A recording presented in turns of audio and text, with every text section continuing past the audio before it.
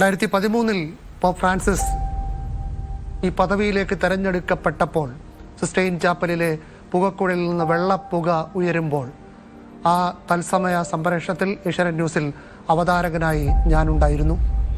അന്നുവരെ സാധ്യതകൾ കൽപ്പിച്ചിട്ടുള്ള പേരിൽ നിന്ന് വ്യത്യസ്തത ഉള്ള ഒരു പേര് കണ്ടപ്പോൾ അദ്ദേഹത്തെക്കുറിച്ച് വളരെ പണിപ്പെട്ടാണ് കൂടുതൽ കാര്യങ്ങൾ അന്വേഷിച്ച് ആ തത്സമയ സംപ്രേഷണത്തിൽ അറിഞ്ഞത്.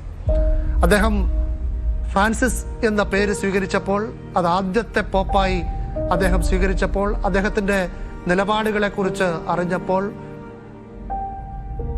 തിരിച്ചു പോകാനുള്ള വിമാന ടിക്കറ്റ് കൂടി എടുത്ത് ഒരു ചെറിയ പെട്ടിയുമായി വന്ന ആളാണ് ഈ പദവിയിലേക്ക് എത്തുന്നതെന്നറിഞ്ഞപ്പോൾ ബ്യൂണസ് അയേഴ്സിൽ നിന്ന്, അർജന്റീനയിൽ നിന്ന് അദ്ദേഹത്തെ അഭിനന്ദിക്കാൻ, സ്ഥാനാരോഹണ ചടങ്ങിൽ പങ്കെടുക്കാൻ ആളുകൾ വരരുത്, ആ പണം പാവപ്പെട്ടവർക്ക് കൊടുക്കൂ, നിങ്ങളുടെ വിമാനക്കൂലി എന്ന് പറഞ്ഞത് കേട്ടപ്പോൾ അദ്ദേഹത്തെ കാണണമെന്ന് വലിയ ആഗ്രഹമായിരുന്നു.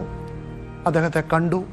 ഞാൻ ഇന്നുവരെ എൻ്റെ ജീവിതത്തിൽ നേരിട്ട് കണ്ടിട്ടുള്ള ഏതൊരു ആത്മീയ നേതാവിനേക്കാളും ആത്മീയ പ്രഭ ചൊരിയുന്ന ഒരു മനുഷ്യനായിരുന്നു അദ്ദേഹം.